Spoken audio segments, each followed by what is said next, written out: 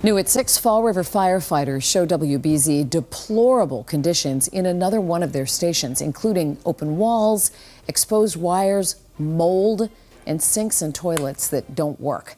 After the deadly fire at the Gabriel House Assisted Living Facility, the state freed up emergency funding to address the problem. But as WBZ's Louisa Moller shows us, there are firehouses like this one across the state.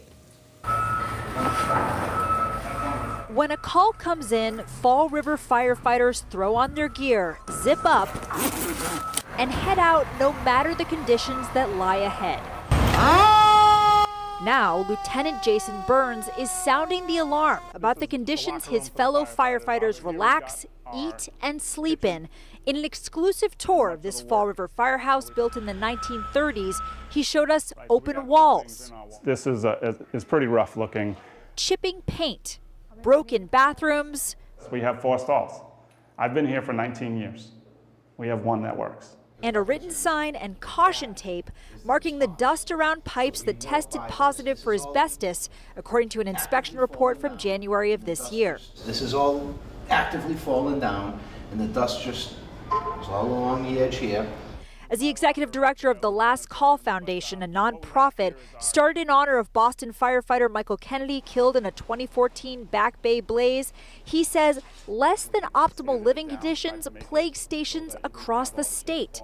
This video from a documentary organized by Last Call shows a broken shower and missing ceiling tiles inside a Worcester firehouse. Here's the head of the Professional Firefighters of Massachusetts. 60% of those firehouses across the state do not meet code.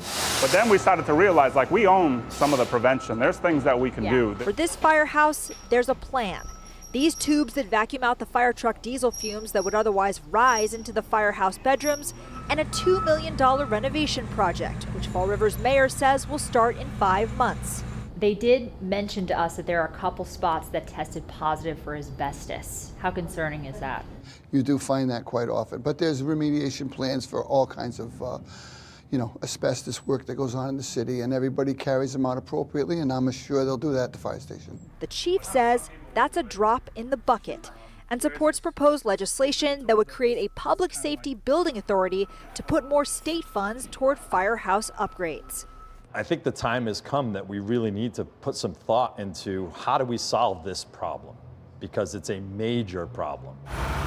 In Fall River, Louisa Moller, WBZ News.